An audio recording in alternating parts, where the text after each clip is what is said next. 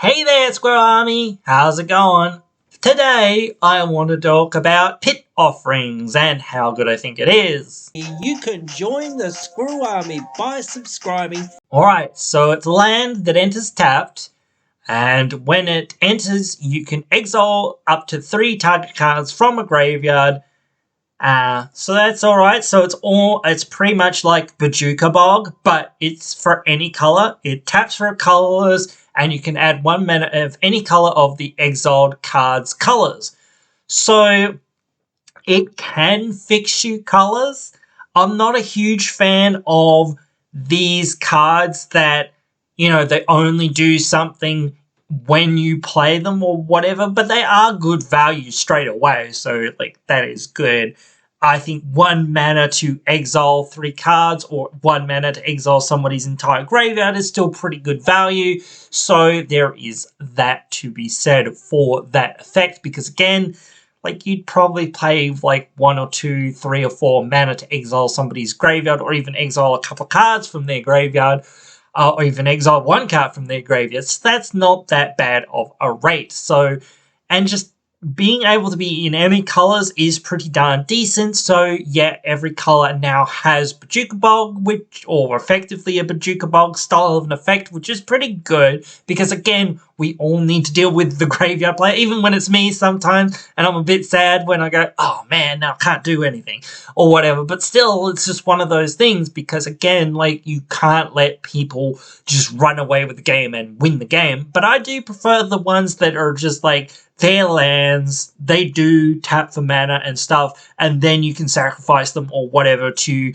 exile cards from an opponent's graveyard or just nuke the graveyards or whatever, because that's just what I prefer, because at least you've got control over when you exile the cards. If you draw this in your opening hand and then you just have to exile nothing from nobody's graveyard, it's kind of a little bit like Sad Panda time or whatever, especially with the other ability to tap for mana of the exiled card's colors. If no one has anything in the graveyards, well, it's not tapping for any other colors except for colors.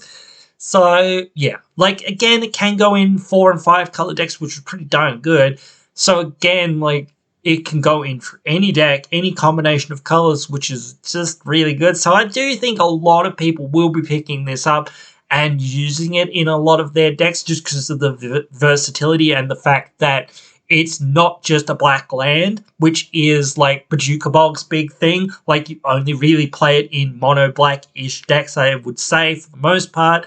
You can just replace plains for it or a swamp for it in some decks, but I wouldn't have done that, but that's the other people's choices to decide to do that. I'm not sure that what I would replace this in my decks for, especially if you're playing 4 or 5 colors or maybe even 3 colors, but still, the versatility and the utility of it is there, so I do think that it can be worth it. Even though you sometimes will get those moments where you're just cool, I thought I was exiling Steve's graveyard or whatever, and then Mikey exiled Steve's graveyard. So, well, his graveyard's exiled, so, it's exiled, and I don't need to worry about it, so maybe I'll exile just a couple of cards from somebody else's graveyard. I don't know, I'm just gonna exile these cards because that's what my card does, and I need to, try to do stuff with my cards rather than them just not doing anything, and the fact that it comes into play tapped. That's not that amazing. I think just getting that effect, you need to get that effect for it to be worth it. You need to exile things for it to be worth it coming into play tapped, because otherwise it doesn't have any real benefits for you.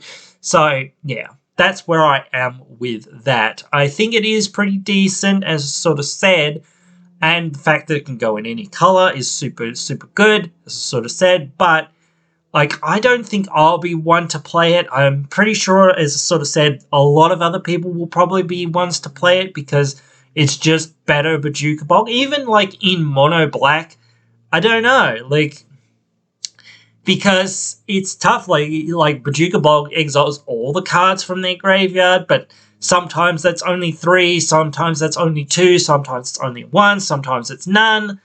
you know, and it is up to 3 cards, so, but still, like, when it's 4 or more, obviously Bojuka Bog's way better in a lot of ways, but again, Bojuka Bog can only go in basically mono black decks, I think, really, because at least you're not going to be hurt by going, well, now I had just raining a random tap land that doesn't really do anything, but does do something sometimes, whatever, so it'll be more versatile, like, especially if you're playing a lot of decks that have similar colors, and even if you're not, like, just use it for whatever color you need, like generic mana cost, so it still can do that, so yeah, I don't know. I'm not a huge fan of it personally, but I do see how good it can be and how, like, people might be drawn to using it. So I do think that it is pretty decent. But you guys can let me know what your thoughts are on it down there in the comments below. Hope you've enjoyed this one and hope you'll join me for more.